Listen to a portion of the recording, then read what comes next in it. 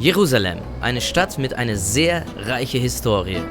Jerusalem ist nicht nur die Hauptstadt von Israel, sondern auch von Palästina. Die Stadt ist geteilt in West- und Ostjerusalem und ich werde beide Teile der Stadt besuchen. In der Zwischenzeit könnt ihr euch gerne abonnieren auf unserem YouTube-Kanal, denn ich werde alle 197 Länder der Welt bereisen.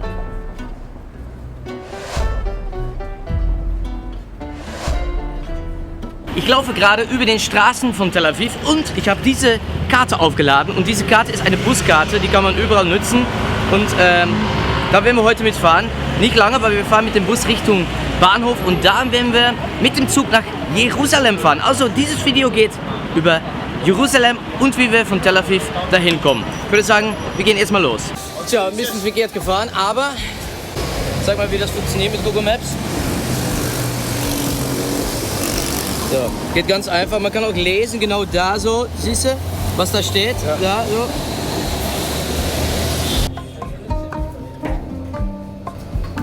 Wie wir? Hagana? Wie? Hagana. Hagana. Hagana. Per Bus fahren wir zum Bahnhof Hagana. Von dort geht es per Zug nach Jerusalem und eine Fahrt kostet ungefähr 6 Euro.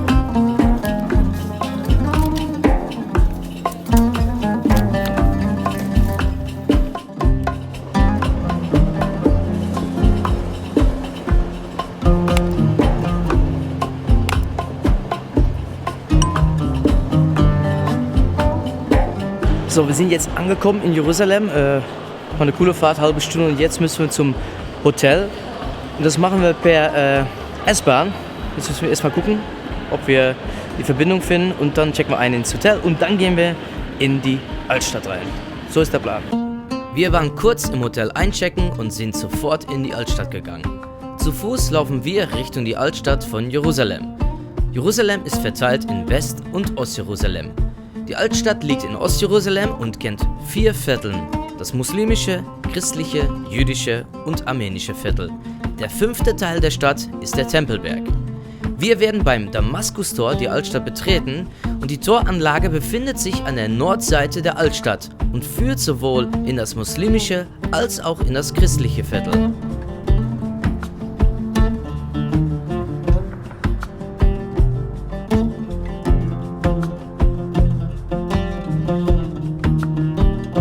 Also hinter mir ist die Via Dolorosa und die Straße sieht eigentlich aus wie eine normale Straße in Alt-Jerusalem. Aber die Straße ist die Straße, die Jesus damals begangen ist, wo er am Kreuz, im Prinzip am Kreuz genagelt war. Und hier ist er quasi zu seinem Endziel gebracht. Und diese Straße, kann man hier durchlaufen, sieht wie eine normale touristische Straße aus, aber es hat für viele eine sehr wichtige Bedeutung. Nach christlicher Überlieferung wurde Jesus nach seiner Verurteilung durch Pontius Pilatus entlang der Via Dolorosa zum Hinrichtungsort von Golgatha geführt. Diesen Weg musste Jesus vor seiner Kreuzigung zurücklegen, wobei er auf einem Großteil der Strecke das Kreuz selbst tragen musste. Daher ist die Straße heute als Kreuzweg ausgestaltet. Die Via Dolorosa, so heißt es, Via Dolorosa, ich muss eben gucken, laufen ein bisschen weiter. Nur hier, dieser Ort ist ganz besonders, weil genau hier hat Jesus seine Hand gehalten, wo er gefallen ist. Also das hier ist echt wirklich der Stein, der Jesus angefasst hat. Das ist schon besonder.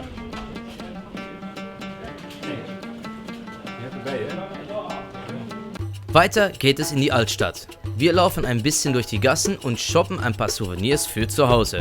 Und dann geht es weiter zur nächsten Sehenswürdigkeit, die weltberühmte Klagemauer.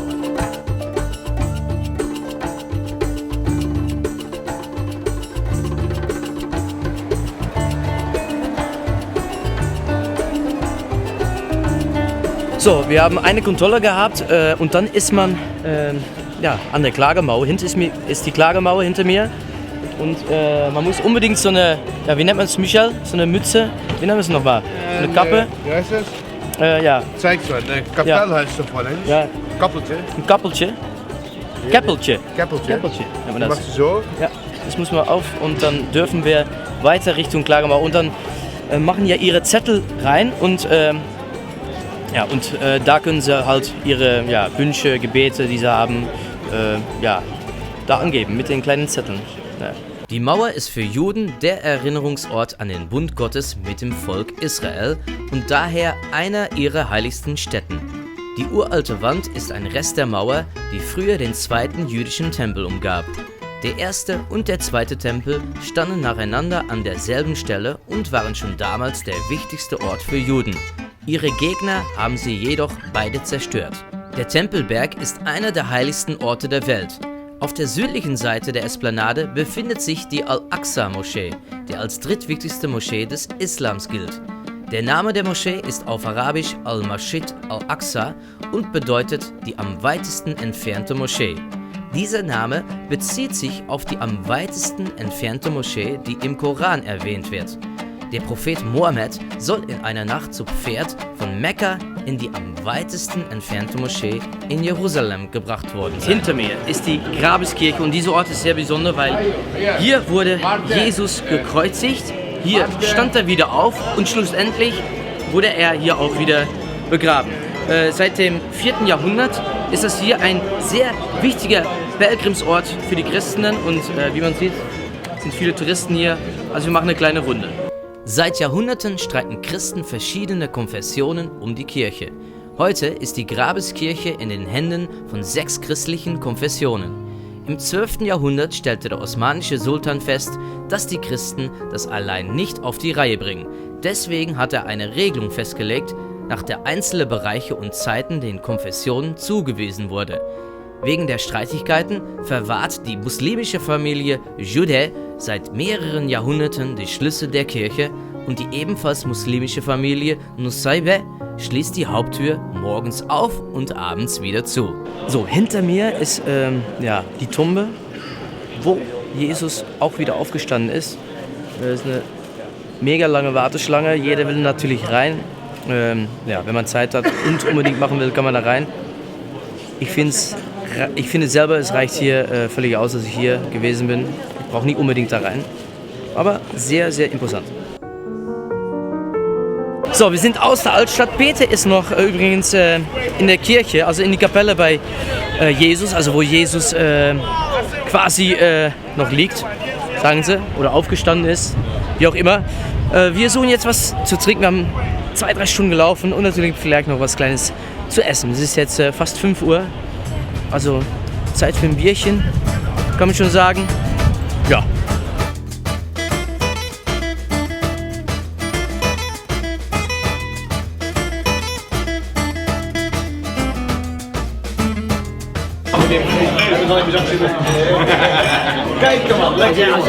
So Peter ist ja nicht viel, aber Ganz alleine. dieses 5 Hähnchen, Nachos, hier Peter. Und weiter geht's. Peter, Burger. Ja, die andersrum. Nee. So. Du ja? Kannst du was lesen da? Ja, was ist das eigentlich? Nee, andersrum. Das ist wie heißt es Hebräisch? Hebräisch, ja. Oder doch andersrum? Nee, so bitte. So.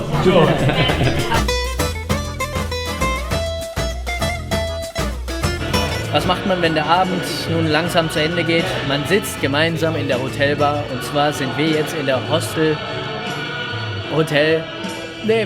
Posthostel Hotelbar, so rum. Und trinken noch Wein.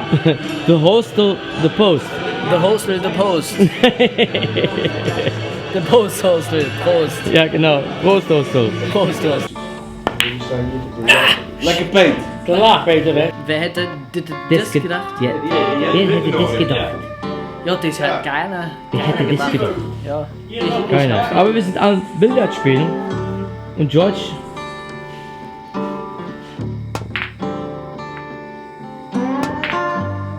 So, der Tag ist wieder zu Ende. War ein schöner Tag in Jerusalem. Übrigens, morgen fahren wir Richtung Bethlehem. Das liegt in Palästina, das seht ihr alles im nächsten Video. Aber Peter ist am Lachen schon, weil Peter lacht den ganzen Tag, weil er war an der Klagemauer. Und seit da hat er das Jerusalem-Syndrom. Müsst ihr mal googeln, ganz interessant, Peter hat es heute bekommen. Das könnt ihr auch im nächsten Vlog alles sehen, wie wir drauf sind. Aber jetzt gehen wir erstmal schlafen. Schön abonnieren, bis zum nächsten Mal. Und dann sehen wir uns in Palästina und abends wieder in Jerusalem. Gute Nacht. Hallo, mein Name ist René Osinus von den Cappuccinos und wenn du unsere Videos cool findest, dann abonniert auf unserem Kanal. Ich werde nämlich alle Länder der Welt bereisen.